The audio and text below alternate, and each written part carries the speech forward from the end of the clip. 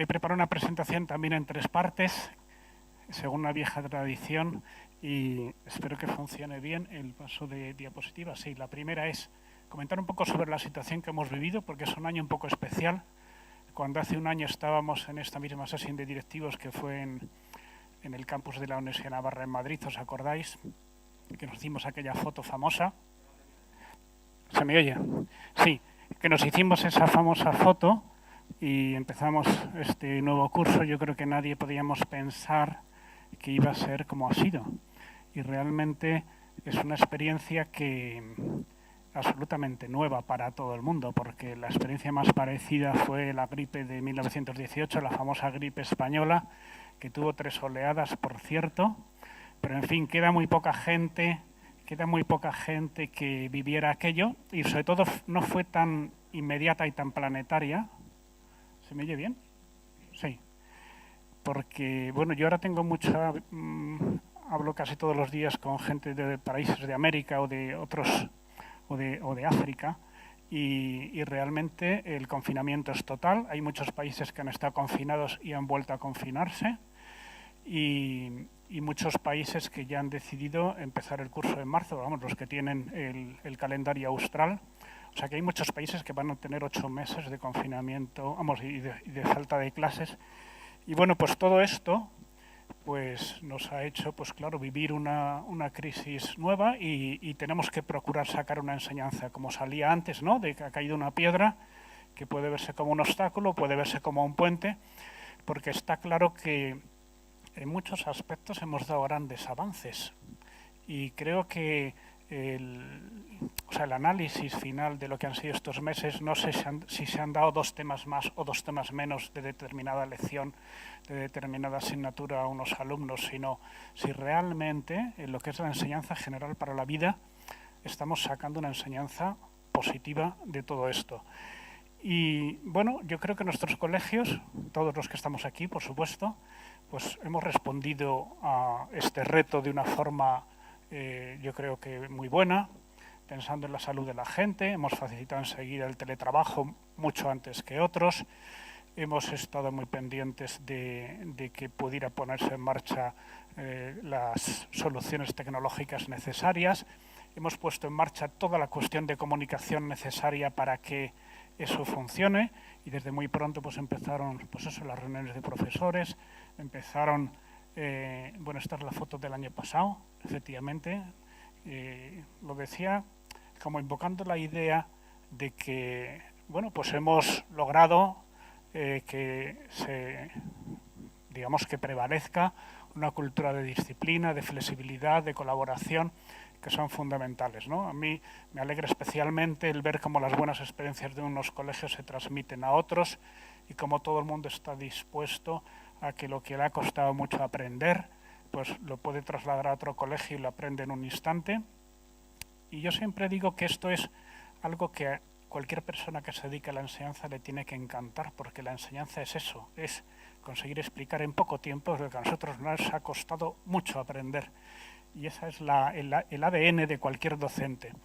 Y bueno, pues los momentos de confinamiento pues son especialmente, la escuela tiene un papel especialmente relevante en la vida de la familia. He puesto esta foto del Instagram de Alborada, que se ve pues cómo se habían propuesto que los niños de 3, 4 y 5 años hicieran cada día una tarea en casa que contribuyera a mejorar la vida de la familia.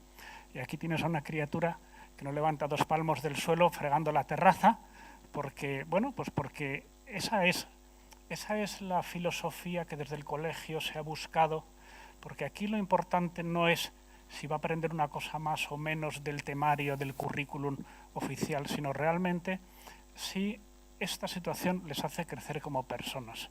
Y yo creo que esa es la inteligencia práctica que tiene que tener un educador en estas situaciones, que diga, este chico probablemente en este tiempo pues habrá aprendido muchas cosas que no estaban en el currículum y que son más importantes.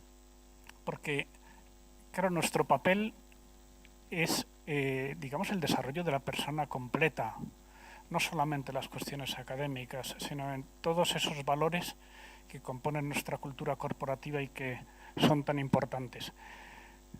Ha habido también, como veis aquí, graduaciones, cosa que era impensable a cualquiera que nos dijeran hace unos meses tener una graduación online nos habría parecido ciencia ficción. Pero bueno, no solamente ha habido graduaciones, sino que ha habido todo tipo de cosas. El teletrabajo ha funcionado muy bien, la adaptación ha sido muy rápido. Al principio muchos pensaban que el teletrabajo requería unas soluciones tecnológicas muy complicadas, luego se ha visto que son enormemente simples y que el teletrabajo era algo que ya existía, que teníamos mucho más cerca de lo que pensábamos y que necesitábamos un empujón como este para lanzarnos al agua y aprender. Y bueno, yo creo que todo esto nos va a cambiar bastante en bastantes cosas. Antes ha salido también como creo que vamos a dar en pocos meses un avance que de otra manera habría sido de años y que yo estoy seguro que cuando pase el tiempo estaremos seguros de que haber perdido un par de meses de presencialidad no ha sido un retraso, sino que ha sido un adelanto. Y esto depende mucho de la actitud, porque hay muchas escuelas y muchos profesores que lo que han hecho es solamente quejarse en estos meses. Yo creo que son una minoría, gracias a Dios, pero creo que precisamente una de las grandes enseñanzas que tiene que aprender la gente en la escuela es acometer las adversidades, a superarse y a mejorar. Y creo que el desafío que hemos recibido como escuela con toda esta situación pues nos ha hecho mejorarnos y es lo que tenemos que enseñar a todos a hacer. Este es otro ejemplo de reunión de matrimonios encargados de curso. Como veis, mis fuentes principales son Instagram y bueno, pues lo mismo, yo creo que ahora cada vez que hay que hacer una reunión de matrimonios encargados, que parece una cosa complicadísima y que hace falta poner de acuerdo a tanta gente y que es imposible, pues a lo mejor resulta que con esta fórmula pues es mucho más fácil y efectivamente, sorprendentemente, bueno, o no tan sorprendentemente, la gente en las reuniones online es mucho más puntual y mucho más breve, que salía antes también. Y incluso ves a todos mejor que cuando estás reunido en una sala grande. Incluso, bueno, pues yo creo que en muchos casos se puede conseguir una cercanía y una confianza y incluso hay gente que le cuesta menos intervenir y levantar la mano en una reunión de estas que en una reunión general, como se acaba de ver esta mañana, ¿no? O sea que yo creo que tiene muchas ventajas esta situación. No digo que sea lo ideal, ni lo ideal para todo, por supuesto, pero que sí que tiene que ser un elemento en el futuro mucho más presente. Y bueno, dentro de las otras muchas cosas que se pueden hacer, pues de trabajos, de reuniones, de charlas, de formación de profesores, de tutorías de alumnos, tutorías de padres, encargos de trabajo de criaturas pequeñísimas que bueno, el otro día me lo decía un padre, decía, es que mi hija tiene 3 años y se pasa toda la mañana haciendo tareas que, bueno, yo jamás lo habría logrado, ¿no? Pero que bueno, que yo creo que hemos sido capaces, o habéis sido capaces de desarrollar una capacidad de atención online de las familias y de la escuela que creo que tiene mucho valor. ¿Qué va a pasar el curso próximo? Esta es la gran pregunta, nadie lo sabe, O sea, y los que dicen que saben son los que menos saben probablemente. Creo que una de las cosas que hemos aprendido es que decir qué va a suceder dentro de 2 meses, que es cuando empiezan las clases, es una temeridad. Nadie sabe si dentro de 2 meses esto va a estar olvidado o vamos a estar peor. Porque, bueno, sencillamente porque es imposible. Hablé yo esta semana, por ejemplo, con Panamá y han vuelto a confinarse. Y dicen que ya hasta marzo próximo no hay clase. Entonces, esto no sabemos qué va a pasar. Yo creo que un país como el nuestro, que tiene, digamos que, el Estado muchos más recursos, mi apuesta es que va a ser todo muy normal en septiembre. Pero me puedo equivocar perfectamente. Y sobre todo puede haber una segunda oleada o una tercera. Y creo que la clave va a estar en estar preparados, que yo creo que es lo que hemos visto que sabemos hacer. Yo creo que no se trata, tampoco hay que hacer planes muy complicados, porque sin ninguna preparación y sin ningún aviso lo hemos logrado, pues yo creo que lo que tenemos que hacer es efectivamente estar preparado para una respuesta rápida y, como decía, es parte de la educación que tenemos que dar. Porque si ante un desafío como esto sabemos dar una respuesta creativa, rápida y de buen humor, eso es gran parte de la educación, porque Si la educación es preparar a la gente para la vida, la gente a lo largo de la vida va a tener muchas contrariedades. Y si aprende a acometerlas con creatividad, con buen humor y con resiliencia, porque hace falta, porque pues bueno, no es sencillo mantener esta situación. Yo creo que todos habéis pasado por situaciones en fin, de auténtica desesperación, ¿no? Cuando uno tenía que teletrabajar, atender la casa, cuidar a sus hijos y digamos que a veces incluso pues problemas de salud, pues realmente ha sido un reto para mucha gente muy importante y por eso también quería hacer una referencia pues, a los que habéis sido alcanzados por la enfermedad en primera persona en vuestra familia o en vuestro entorno, que son muchos y que, bueno, pues también yo creo que hay mucha gente que pues le ha servido, bueno, para darse cuenta de que, bueno, de que la vida tiene, en fin, hay muchas cosas que no están seguras y pueden suceder muchas cosas y que somos más vulnerables de lo que creíamos, etcétera.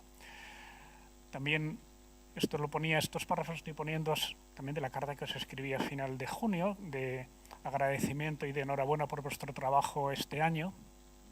Y creo que hay que incluir a todos, o sea, los profesores, los directivos, el staff, todo el personal auxiliar de mantenimiento, secretaría, enfermería. Bueno, yo creo que cada uno ha sabido hacer su parte, también las familias de cada uno, porque mucho de ese trabajo ha sido online y ha sido compartido con cada uno con toda su casa. Y esta unidad y esta buena disposición, pues yo creo que es muy importante. En fin, yo por mi trabajo en la patronal, en la CC, pues he tenido infinitud de reuniones con sindicatos estos meses y yo creo que no todo el mundo ha tenido esta respuesta, por no meterme con nadie, ¿no?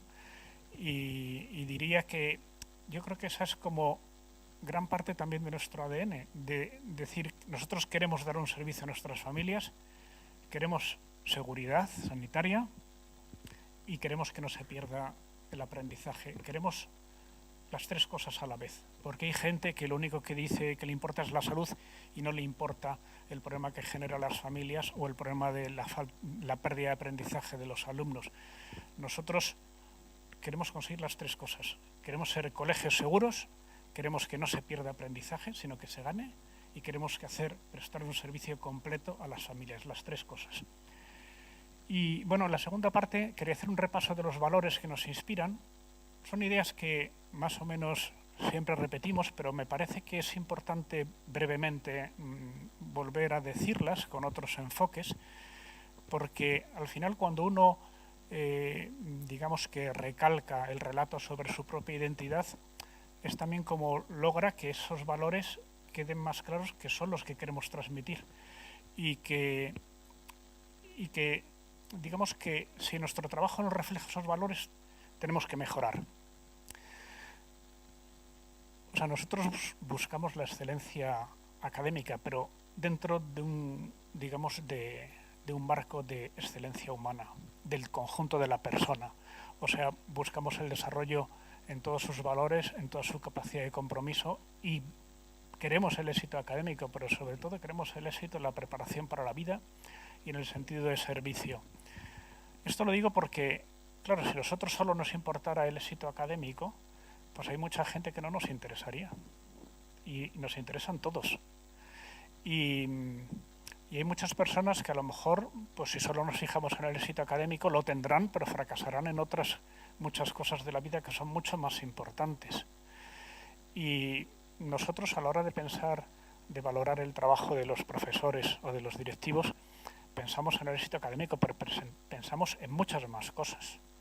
Y creo que esto también es muy importante porque nos importa mucho el inglés y nos importa mucho la EBAU y nos importa mucho todo tipo de pruebas externas que se hacen, porque me parece que nos sitúan en el mapa y nos ayudan a conocernos con objetividad, pero son elementos dentro de un conjunto más general.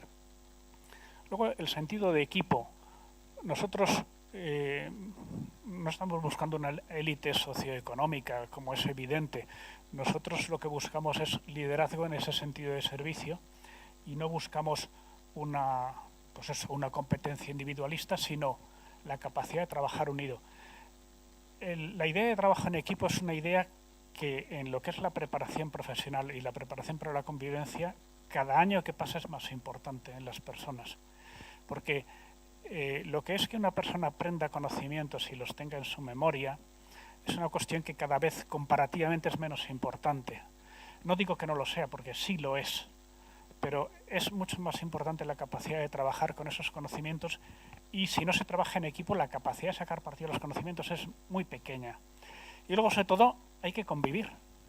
En la escuela la gente tiene que aprender a convivir porque la vida, la esperanza de vida cada vez es mayor y cada vez es más necesario aprender a convivir.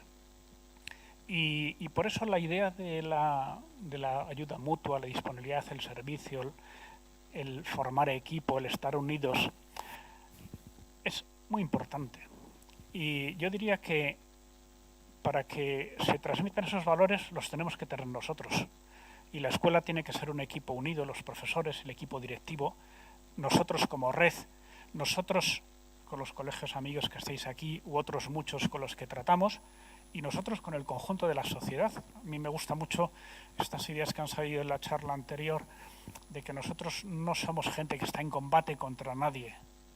Nosotros somos gente que tiene una propuesta, y además es una propuesta que está abierta a ser mejorada constantemente, porque no nos consideramos en posesión de la verdad, sino estamos en búsqueda de la verdad. Por lo tanto, estamos deseosos de aprender a hacer mejor las cosas. No somos personas muy seguras que saben muy bien lo que tienen que hacer, sino que siempre están queriendo hacerlo mejor, y por eso están siempre en constante deseo de saber qué piensa el resto del equipo, para no imponer la propia opinión, sino buscar la mejor opinión y la mejor solución para todo lo que hacemos. Bueno, lo de estar siempre aprendiendo creo que también es otra cosa básica, muy repetida. En la escuela lo importante no es solo lo que aprenden, sino las ganas de aprender que le quedan para toda la vida. Porque de la escuela salen muy jóvenes y tienen que aprender todavía muchísimo. Y lo que tienen que tener en vena es las ganas de aprender. Y para que tengan ganas de aprender las tenemos que tener nosotros. Y por muy mayores que seamos, tenemos que tener muchas ganas de aprender y cada día plantearnos un reto y asustarnos si hay cuestiones que podríamos aprender y que las dejamos, porque bueno, tenemos que ser personas que tienen como una gran ilusión de conocer muy bien nuestro entorno. Salía también al principio de la primera charla hoy, conocer nuestro entorno cultural es muy importante para acertar en qué necesita la gente, que no es lo mismo que hace 10 años o 20 o 40, y que no es lo mismo en un sitio que en otro, y no es lo mismo una persona que otra. Por eso conocer muy bien el entorno cultural como país, como lugar, como barrio, como municipio en el que estemos, al tipo de familias que vienen, cómo es mi clase, cómo son mis alumnos, cómo es cada persona con la que trato. Para poder conocerla tenemos que ser personas muy abiertas al cambio, porque si no a todo el mundo le diremos lo mismo. Y tenemos que decir a cada uno lo más apropiado a su situación. Ambiente que tiene que favorecer la excelencia. El tema de la evaluación ya habéis visto que es parte de nuestra cultura. Uno puede decir, bueno, es que las evaluaciones son pobres y son insuficientes y son...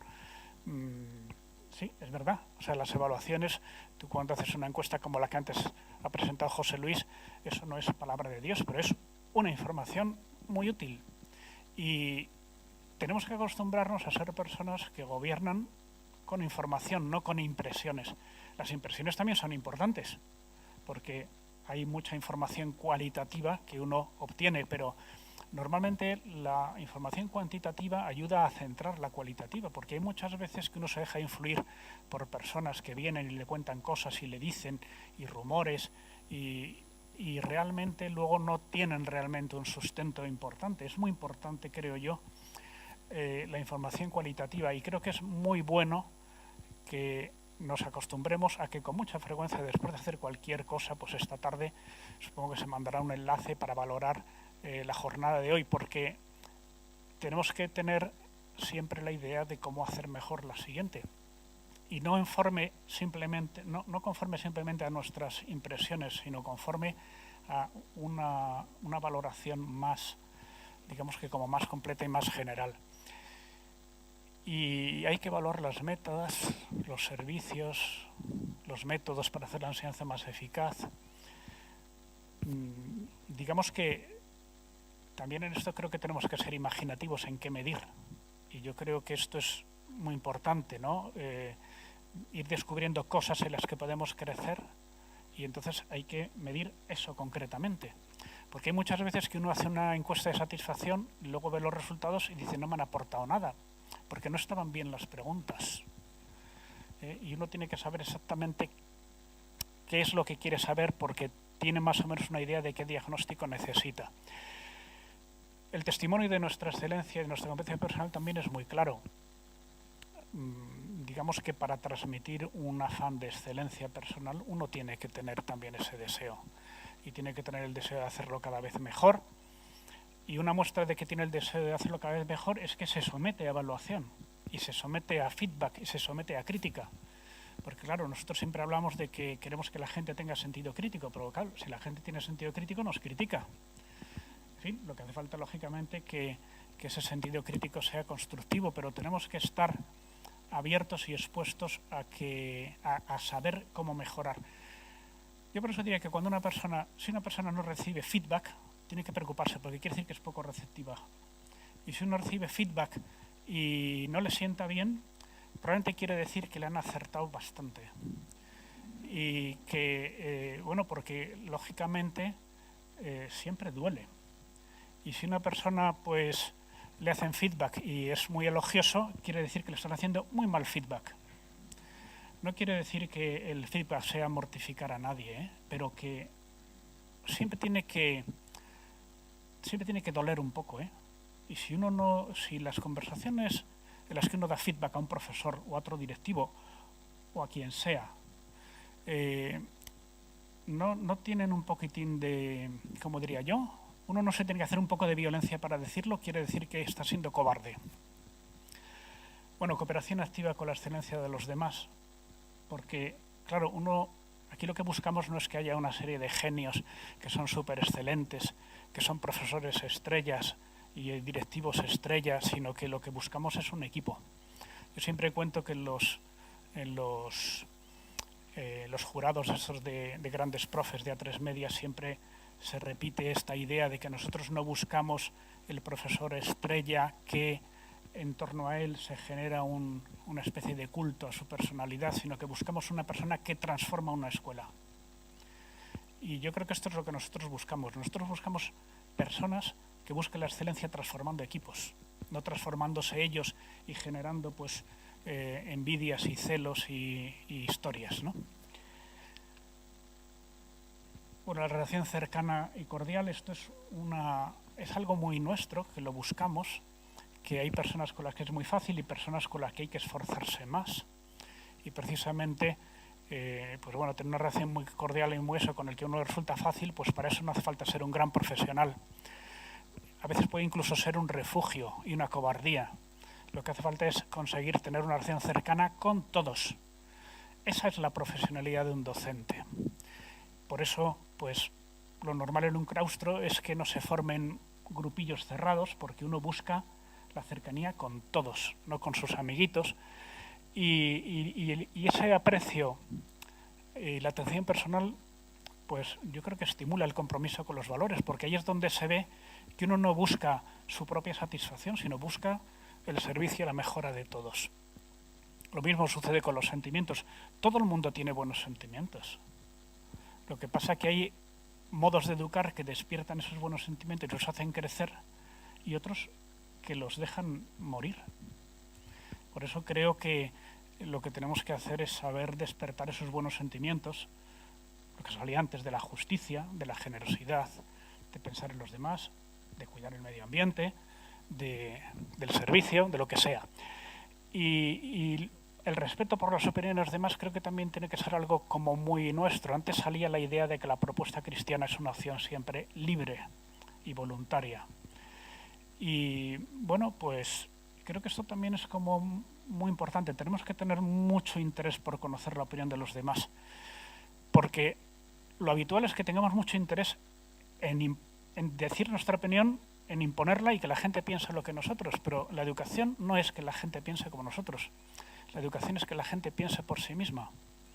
Y por eso nos interesa mucho la opinión de los demás y nos interesa generar un ambiente en nuestras escuelas de gran respeto por la opinión de los demás y de gran consideración y aprecio por el talento de cada persona. Si una persona saca unas notas excelentes y tiene unas grandes cualidades, pues es muy fácil tener admiración por su talento, pero hasta la persona que parece más desastrosa tiene un gran talento para algunas cosas. Y creo que también es parte de la educación hacer que la gente encuentre para qué tiene más talento y lo desarrolle y se apoye en esas cosas para el que tiene más talento para superarse en las cosas que se le dan peor. Pero que yo diría que hasta de la persona más desastrosa tenemos cosas que aprender porque hay aspectos en los que será mejor que nosotros. Y bueno, el clima escolar de confianza y respeto, creo que las dos cosas son importantes, ¿no? Creo que la confianza es muy compatible con el respeto. Yo diría más bien que lo exige, porque cuando se falta el respeto por una confianza malentendida, pues la confianza se pierde. Por eso las personas demasiado bromistas, pues si no hace 20 bromas, es probable que 2 o 3 pues sienten mal y se pierde la confianza. Por eso uno tiene que a lo mejor moderarse. O si una persona es muy reservada, muy tímida, pues le cuesta establecer confianza, pero siempre desde el respeto. Y yo creo que en esto también tenemos que ser valientes y hacer que cuando la gente hace críticas hacia alguien ausente, elegantemente, y a lo mejor no en aquel momento, pero en otro, decirle que tenga la valentía de dar feedback a esa persona, porque eso es lo leal, eso es lo que todos esperamos, que en vez de criticarnos, que nos digan, oye, pues fíjate de este asunto que dijiste o que has hecho, o que pues a mí me parece, y yo creo que, o sea, todos sabemos que cuesta dar feedback, por eso yo diría que cuando te den feedback, incluso aunque te den feedback equivocado, lo poco que tenga de acertado, que seguramente es más de lo que piensas, aprovéchalo, porque si uno no lo aprovecha, pues no le dan más feedback y entonces pues pierde grandes oportunidades. Conocer el contexto, ya lo hemos dicho, entender su mundo. Yo creo que una de las razones que hacen las redes sociales súper interesantes es que sirve para entender qué hay en el interior de las personas y de la gente joven y qué cosas le mueven, qué cosas piensan, qué cosas les interesan, qué argumentos les llegan y cuáles no, qué cosas les desafían y qué cosas les hartan. Y creo que en esto uno cuanto más años lleva la enseñanza, más conciencia tiene que tener de lo importante que es, porque uno se cree que sabe mucho de cómo es la gente joven, pasan 4 años y no tienen ni idea. Hombre, lo sustancial siempre, pero creo que lo peligroso es considerar que uno ya lo sabe. Y creo que saber cómo se modelan sus percepciones, sus decisiones, todo eso afecta mucho a la forma de aprender y puede resultarnos muy útil. De la dimensión espiritual, pues hoy en la sesión, en esta jornada hemos querido incluir una sesión sobre la dimensión cristiana, espiritual, la identidad cristiana nuestra, porque le damos mucha importancia. O sea, yo creo que el conjunto de creencias y valores que inspiran a una persona tiene unas consecuencias enormes en lo que es el diseño de su vida y de su forma de aprender y de fundamentar los valores que le inspiran, porque no es lo mismo fundamentar los valores sobre lo políticamente correcto que fundamentarlos sobre un conjunto de creencias como Dios manda. Y tenemos que ser personas, tenemos que formar personas que sepan dar razón de sus principios. Por eso decía que no basta que piensen como nosotros, no basta que digan lo que nos gusta. Lo que hace falta es que realmente los valores que nos inspiran los sepamos vivir personalmente y transmitir de manera que a ellos también les inspiren. Y les inspirarán los nuestros y otros. Y de los nuestros unos más que otros. Y creo que en la medida que esos valores nos inspiren a nosotros de una forma auténtica, en esa medida los conseguiremos realmente transmitir. Hábitos de reflexión, creo, por eso decía que, claro, la identidad cristiana no simplemente que se sepa muy bien la doctrina cristiana, sino que tengan un hábito de reflexión y de digamos, de capacidad de argumentar, de rebatir las críticas, o mejor dicho, de utilizar las críticas para mejorar la propia percepción de las cosas, porque toda crítica se apoya en algo que tiene su sentido. Y igual que toda doctrina equivocada tiene siempre algo de verdad que hay que aprovechar. Y por eso muchos valores que consideramos anticristianos tienen en común muchos valores que podemos compartir y en los que hay que apoyar para tener esa conversación. Y son los principios que desde Catholic Voice se lo habréis oído a Jack Valero y a su equipo muchas veces, ¿no? Como la forma de que un diálogo sea constructivo es ver qué valor en común hay con esa otra persona que los dos buscamos y empezar a construir desde ahí. Y muchas veces serán valores, vamos, casi siempre son valores que tienen un trasfondo y un origen cristiano, porque nuestra cultura está totalmente impregnada del sentido cristiano de la vida, y el Evangelio impregna totalmente nuestro sistema de valores, mucho más de lo que piensan la gente que no tiene fe.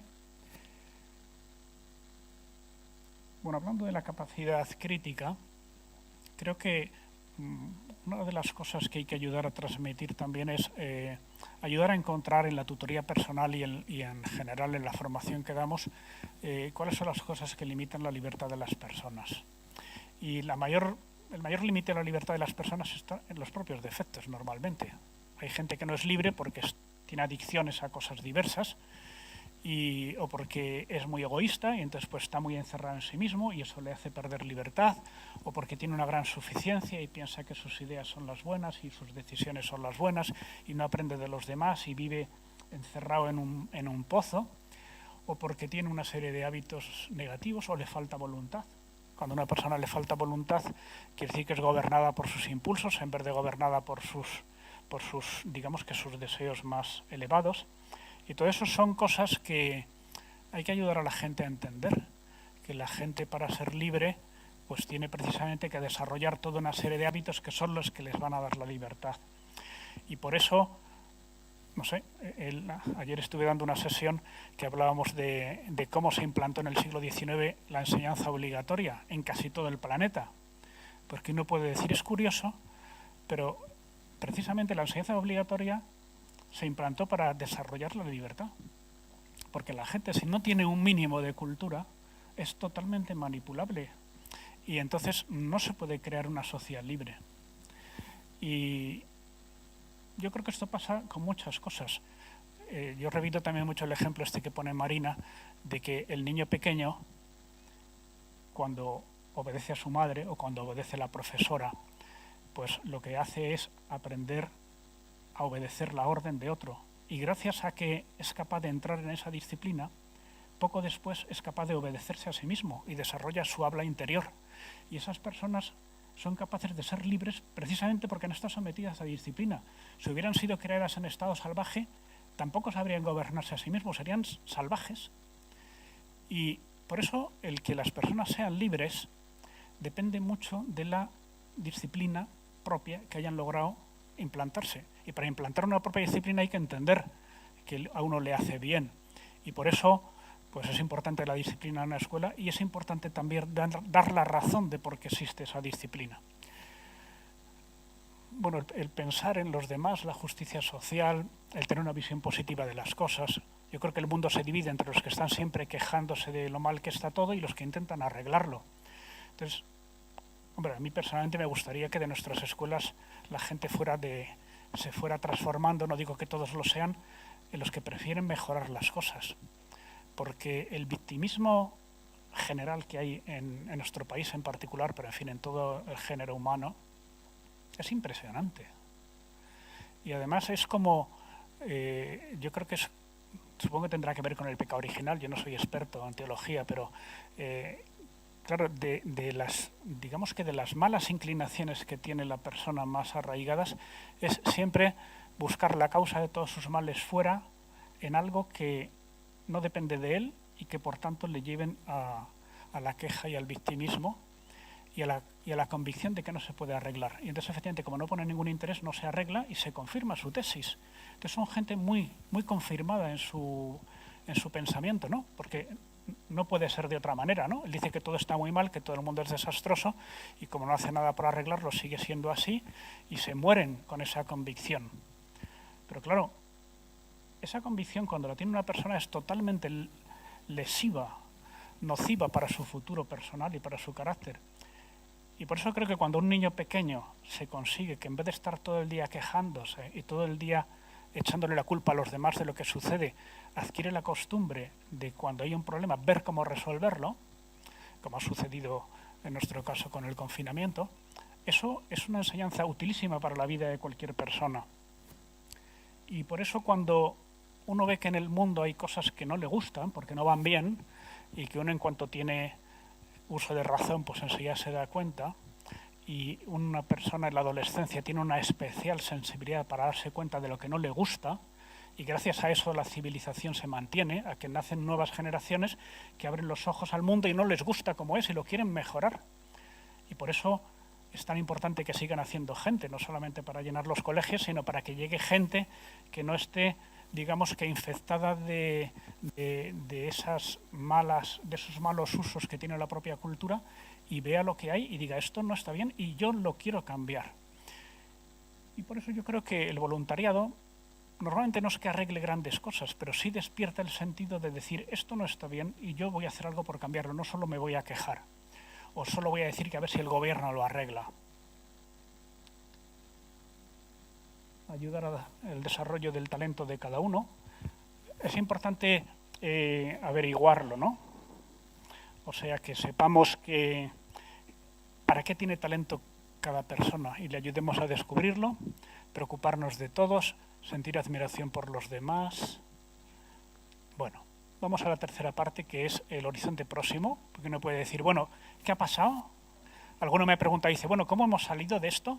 Yo diría, bueno, el país bastante mal, por si alguno no sabe lo que pasa con el Producto Interior Bruto, pero todo el planeta va a sufrir un retroceso en cuanto a, digamos, a nivel de Producto Interior Bruto de todas las sociedades, muy importante, nosotros también, y la repercusión, el quebranto económico que va a tener en las familias es muy importante y ahora mismo estamos todavía en el shock que todavía la sociedad no se ha dado cuenta de esto. Pero, vamos, no es que yo me considere súper clarividente, pero creo que está claro que ahora todo el mundo está inerte, todo el mundo está encerrado en su casa, está empezando a salir, el mundo pues parece, pero el mundo se ha empobrecido mucho, es evidente. Y bueno, pues todo esto va a repercutir en la capacidad económica de nuestras familias, ha repercutido en la nuestra, pues hemos perdido muchos ingresos, es evidente. Hay que decir que esto nos obligará a una política de mayor austeridad, no peligra nuestra viabilidad, por si alguno está pensando que voy a anunciar el cierre inmediato de... O sea, hemos salido dignamente, pero bueno, evidentemente es como en cualquier familia, estamos bien, no es que hayamos perdido los colegios, no hemos perdido ningún aula, todo está perfectamente, tenemos más alumnos que el año pasado, pero bueno, hemos perdido unos ingresos. Otra de las cuestiones, bueno, lo pongo después, estamos obligados a una austeridad que compense esas pérdidas, tenemos que procurar gastar mejor, tenemos que tener un poco más de rigor en las cuestiones económicas, no es que no lo hayamos tenido, lo hemos tenido siempre. No me olvide de felicitar a los gerentes que pelean cada día, que la labor del gerente normalmente no es la más popular de todas las posibles, ¿no? Porque es el que dice, oye, no hay presupuesto, oye, esto hay que consultarlo, oye, esto nos han dicho que no, o esto, pues, lo que sea, ¿no? Pues bueno, pero hay que hacerlo y hay que respetarle, por cierto, porque, bueno, pues no le resulta agradable, pero es su obligación y lo hace muy bien. Y bueno, pues hay que estar con el Excel. Este Excel lo he cogido de internet, nadie piense que es de ningún colegio. Una buena gestión de las becas creo que es importante. Nosotros somos de los colegios de todo el país que más becas dan, con diferencia, lo digo por si me consta. Y estamos muy orgullosos de que sea así y estamos orgullosos de que nuestras escuelas de verdad nadie se va porque no tenga dinero. Pero también es verdad que hay que compartir el esfuerzo y que el colegio hace un esfuerzo para dar esas becas, pero la familia también lo tiene que hacer. O sea, las becas no están para que una familia esté cómoda y el colegio esté en la ruina. Las becas están para compartir ese esfuerzo. Y hay que gestionar mejor los recobros. En esto puedo decir de modo general que estamos mucho peor que la media de nuestros iguales, ¿eh? Yo lo digo también porque yo a veces pongo el ejemplo del murmullo. Cuando uno empieza a dar una clase y murmullo y les dice que se callen y sigue el murmullo, y a la cuarta vez que dice que se calle ya no puede dar clase. Y yo creo que esto nos puede pasar con los recobros, ¿eh? Yo os diría, tomaros en serio los recobros, porque si se deteriora nuestra capacidad de ingreso, nuestros colegios saltan por los aires. No sé si se entiende. Es muy sencillo. Es como si uno va perdiendo sueldo y uno dice, bueno, pues aguanto hasta que no come. Entonces, nosotros tenemos que mantener nuestra capacidad de ingreso para poder mantener nuestra capacidad de servicio. Nuestras cuentas están bien, pero están ajustadas, ¿eh? No tenemos una reserva de nada, porque hay gente que me pregunta, ¿cómo tenéis tantos colegios? ¿De dónde sale el dinero? Dice, bueno, pues del banco, debemos muchísimo dinero, no voy a asustaros cuánto, pero tenemos una deuda enorme y tenemos que pagarla, porque los bancos acostumbran a querer recuperar el dinero que se les presta, y creo que eso próximamente no va a cambiar. Bueno, lo que sí que ha cambiado es que ahora es más difícil encontrar crédito para los nuevos edificios y que estamos haciendo equilibrios para poder construir el colegio de Vitoria, que está por aquí Alex, que ha sido un éxito total, y tendremos que hacer equilibrios para el edificio nuevo de, el crecimiento de María Teresa, etcétera, etcétera. Tengo que decir, lo he puesto aquí, yo no sé si esto va a ralentizar nuestro crecimiento o lo va a acelerar, porque también me lo han preguntado, dice, bueno, entonces esto se ha acabado, somos 26 y ya, dice, pues no lo sé, a mí ayer me ofrecieron un colegio y hoy me han ofrecido otro, pero es verdad que no sé si los tenemos que asumir o no, pero nos siguen ofreciendo colegios, pero tenemos que pensarlo bien, y yo creo que nuestra capacidad de mejorar un colegio depende de tener un núcleo muy sano de colegios que funcionen muy bien y que puedan transmitir buena reputación, buenas prácticas, una identidad fuerte y una capacidad buena de equipo. Y bueno, yo creo que, bueno, no sé, no soy profeta, ni hijo de profeta, no sé qué va a suceder, pero bueno, nuestra disposición es mientras podamos seguir. El tema de la natalidad, que ha salido muy rápido, ha bajado un 30%, ¿eh? Además es que depende cómo se calcule, porque si tú calculas lo que ha bajado o cuánto era más, es más del 30%. Pero bueno, es mucho, un 30%, y todavía va a bajar más porque se sabe bien, las proyecciones son muy claras, porque el número de hijos por mujer está congelado, y el número de mujeres en edad fértil pues se sabe cuál es, y está claro que todavía va a bajar más. Y esto, pues bueno, significa que hay que compensarlo con un mayor esfuerzo de promoción y con más marketing digital y con más escuela infantil, como hemos visto antes, con más calidad de entrevistas, con más tasa de conversión de las entrevistas a los que realmente piden plaza, con una mejor página web, mejor trato de las redes sociales, centrar mucho el foco en los padres jóvenes, en nuestros futuros padres de nuestros futuros alumnos. Y luego yo quería, ya quedan pocas ideas, remarcar esta que ya ha salido antes. Más o menos 2/3 de los alumnos que tenemos en 3 años, en primero de infantil, del segundo ciclo, provienen o de la escuela infantil o son hermanos. O sea, están fidelizados en terminología de marketing. Solamente 1/3 vienen de fuera, y hemos hecho un gran esfuerzo para que vengan. Esto quiere decir que si uno tiene 3 líneas, por ejemplo, y necesita 75 alumnos, 50 tienen que estar ya dentro. En la escuela infantil o hermanos. Dices que solo tengo 30, pues tienes un problema muy serio. Tienes que hacer una escuela infantil más grande, tienes que comprar una escuela infantil, tienes que poner aula de bebés, tienes que hacer lo que quieras, bajar los precios, dar clase en Navidad, en Semana Santa, por la noche, lo que sea. Pero necesitas 2/3 de tu capacidad ya, antes de empezar, porque si no te vas a quedar sin colegio. Y la competencia es muy fuerte y bueno, pues yo he puesto aquí los datos por dar otro sesgo de los colegios de Madrid que llevan años, desde el 2016, para que se puedan comparar. Bueno, pues no vamos mal en número de plazas de primero de infantil. Nos hemos mantenido en un escenario de bajar un 30% la natalidad y de todo tipo de crisis, pero bueno, hay que seguir trabajando, porque la experiencia es que te descuidas un año y te vienes abajo, ¿eh? Basta un pequeño descuido y uno dice, ahí va, que me han quedado 10 plazas libres o 20. O sea que hay que trabajarlo mucho, hay que implicar a todo el mundo. El Consejo, por supuesto, lo tiene claro, creo yo, la dirección de cada colegio, la gerencia, la secretaría, los profesores, todo el mundo, el equipo de promoción, hay que cuidarlo como oro en paño, no es un encargado, no es un pesado, o sea, la promoción tiene que estar entre las primeras prioridades de toda escuela. Y, bueno, también algo me preguntaba, ¿y el horizonte político? Pues, hombre, no es el mejor que hemos tenido, hay que decir, para la concertada.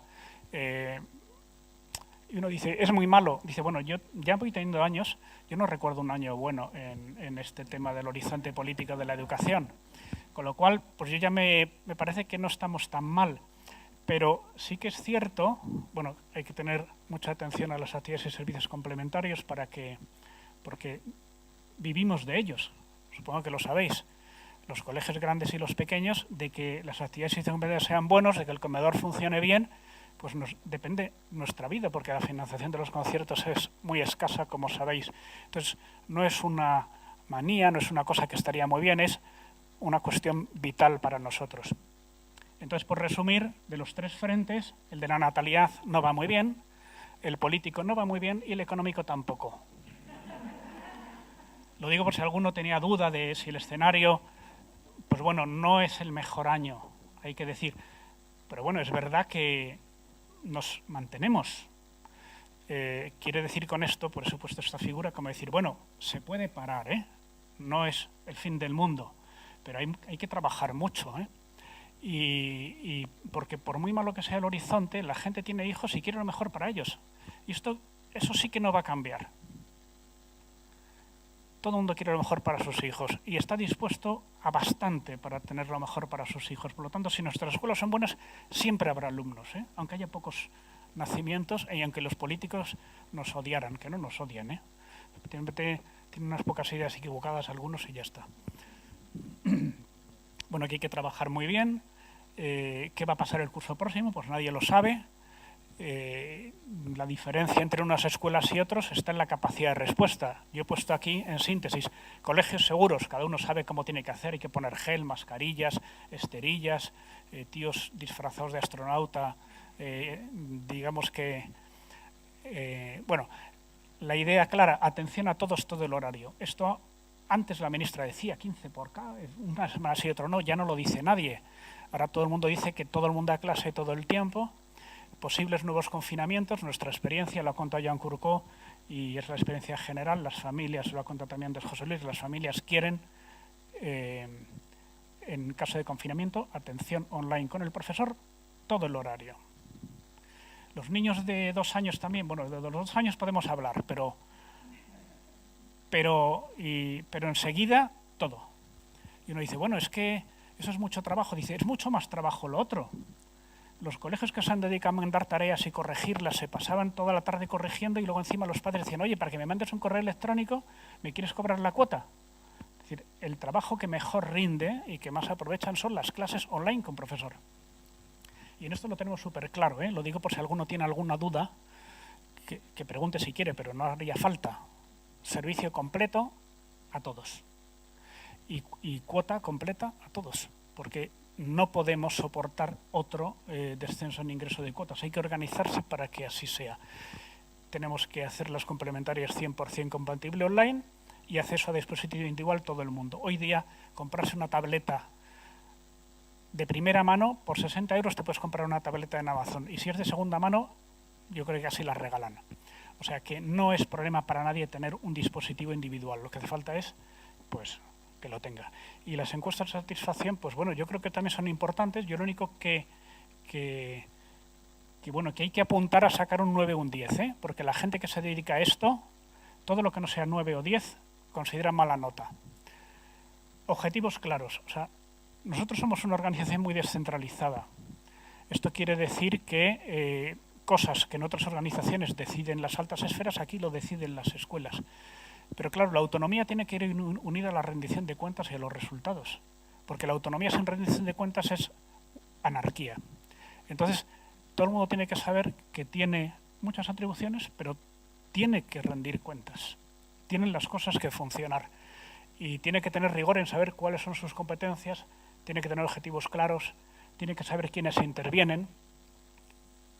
las decisiones tienen que ser colegiales, no hay que decir esto lo decido yo, hay que ser puntual en las informaciones, si hay que enviar un informe económico mensual, hay que mandarlo y hay que habérselo leído y hay que haberlo estudiado, hay que ser receptivo a los mensajes.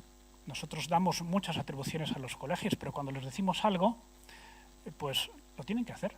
No sé cómo decirlo para que suene así un poco más suave, pero